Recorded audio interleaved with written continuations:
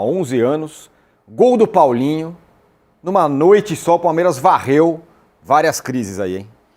A pergunta que fica é 28. quanto tempo dura 28. a paz É do Palmeiras e do Abel Ferreira, né? Porque a gente sabe que no futebol tudo é muito rápido. Então quinta-feira tem Palmeiras e Júnior Barranquilla e já vai ter pressão de novo. Mas é fato que o Palmeiras venceu num momento em que estava bastante pressionado. A gente vai lembrar que no fim de semana, na verdade na sexta-feira, a Mancha, principal organizada do Palmeiras, tinha soltado um comunicado avisando que não apoiaria mais o Abel e que ninguém era maior que o Palmeiras. E o Palmeiras foi no Maracanã e conseguiu essa vitória, que sim, teve a colaboração do Carrascal. Para mim, respondendo a sua enquete, eu acho que teve mais colaboração do Leonardo Jardim. Porque ou o Leonardo Jardim não estuda o Palmeiras, o que eu acho bem difícil, ou ele subestimou o Palmeiras, eu acho que ele está na segunda opção. Porque apesar de você ter um time que joga muito bem como é o Flamengo, como estava jogando nos 15 primeiros minutos, 20 primeiros minutos, quando o Carlos Miguel fez uma boa defesa cara a cara com o Paquetá, não dá para, com um a menos, você tentar tirar o volante e colocar o Bruno Henrique. Sinceramente, eu não consigo entender essa substituição até agora. Então eu acho que ou ele subestimou o Palmeiras ou ele não estuda, e eu fico com a segunda opção, de subestimar mesmo. E aí o Palmeiras soube aproveitar, coisa que não tinha feito contra o Remo, contra o Corinthians, justamente porque contra o Remo e contra o Corinthians, quando o adversário teve um jogador expulso, o adversário se recuou, se retrancou, fechou.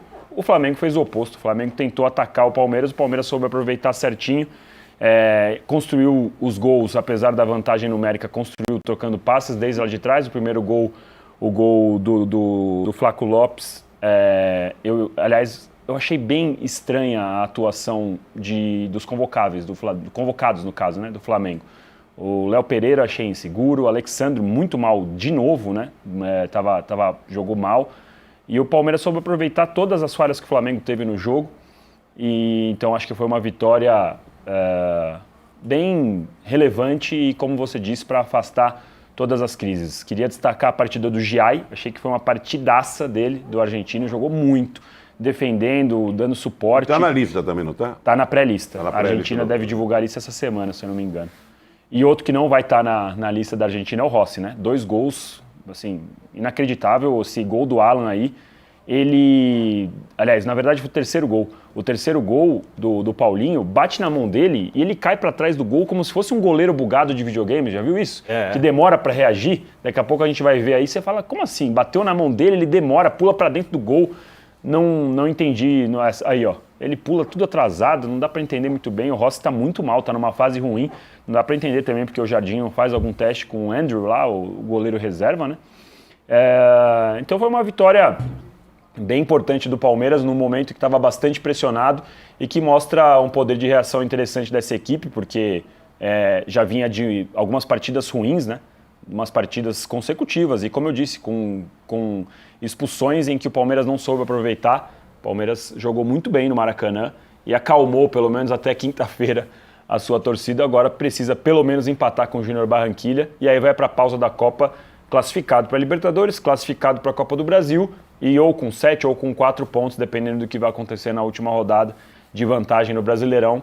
Uma excelente janela, primeira janela do Palmeiras, com altos e baixos, com um desempenho não tão bom, mas de resultado muito, muito bom.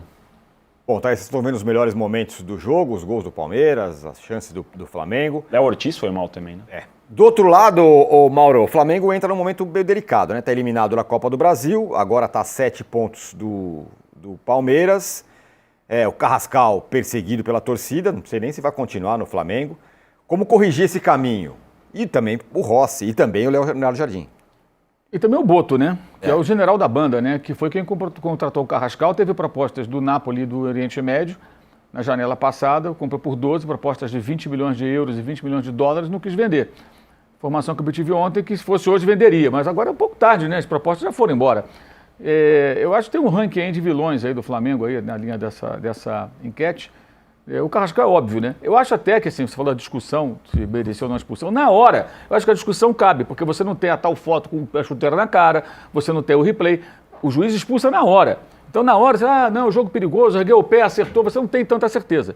Então, na hora ali, a discussão até acaba. Depois não, depois você vê que realmente o cara é inconsequente, gente. No momento ali, eu acho que a discussão até acaba, depois você vai ver no replay, outro ângulo e tudo. Você, cara, não tem como defender. O Danilo foi expulso contra o Bahia no passado, assim também, em Salvador. Meteu o pé na cara, não lembro qual foi o jogador do Bahia, com 12 minutos foi expulso. O Carrascal já tem uma folha corrida, quer dizer, é uma atitude absolutamente irresponsável de um jogador que se comporta como um peladeiro, no pior sentido da palavra, um peladeiro, um jogador que joga como se fosse uma pelada entre amigos, inconsequente, irresponsável, depois publica textinho, o Trajano falou aqui do Instagram, né? Textinho no Instagram pedindo desculpa, pedindo desculpa lá na Colômbia. Não adianta mais nada, amigo. O cara simplesmente ele enterrou o time. O Flamengo perdeu uma Supercopa para o Corinthians, ele teve as digitais dele cravadas nisso aí, com aquela cotovelada no Breno Vidon, quer dizer, que atitude mais imbecil ao extremo aquela. Aí ele é expulso contra o Fluminense também, uma outra tolice. O Fluminense volta para o jogo, mas aí o Flamengo consegue manter o resultado. E agora ele muda um jogo que o Flamengo dominava, era melhor, o Palmeiras não estava jogando. Aliás, achei o Palmeiras muito mal preparado para o jogo, aquele corredor central, o Flamengo estava entrando toda hora, com muita liberdade. Ou seja, o Palmeiras não se preparou adequadamente para o jogo e ele muda o jogo. Ele muda o jogo. A expulsão é justíssima, não tem que discutir, ficar perseguindo o árbitro agora no avião, isso é coisa de babaca. Vai o jogador é o responsável, ele fez a besteira. Aí depois eu concordo com o Danilo. O que fez o Léo Jardim, eu falei isso ontem, vou repetir hoje. Nesse sábado, eu amadureci algo que eu já achava, agora eu tenho certeza. O Flamengo trocou um bom técnico por outro bom técnico. Só que o que saiu é melhor do que o que ficou. O que eu estou dizendo? O Felipe Luiz é melhor que o Leonardo Jardim, sim. O Flamengo perdeu com o Leonardo Jardim vários predicados. Jogo aéreo defensivo, não tem mais. Não tem mais. Embora não tenha tomado gol de cabeça, é só pegar os jogos recentes. Jogo aéreo ofensivo, também não tem mais. Aquele golzinho de cabeça, tudo, não acontece mais. E aí você pega 5 jogos do Flamengo com o Felipe com um jogador a menos. O segundo jogo dele como profissional foi contra o Corinthians, semifinal da Copa do Brasil. O Bruno Henrique expulso com 27 minutos. Ele pôs o Fabrício Bruno, linha de 5, segurou 0-0, o Flamengo foi para a final e foi campeão. Contra o Racing, a mesma coisa, expulsão do Plata com 11 do segundo tempo. Montou linha de 5, com Danilo, Léo Pereira, Léo Ortiz, segurou o Racing em Avejaneda, foi para a final e foi campeão. Contra o São Paulo, o Plata foi expulso porque pisou na Arboleda, o Flamengo tomou um empate, mas não perdeu o jogo. Conseguiu sustentar um ponto na Vila Belmiro. Esse ponto ajudou no final, o Flamengo foi campeão com 3 pontos sobre o Palmeiras. Cada ponto ali valia ouro. Ou seja, nas circunstâncias desse jogo de sábado, o ponto era importante.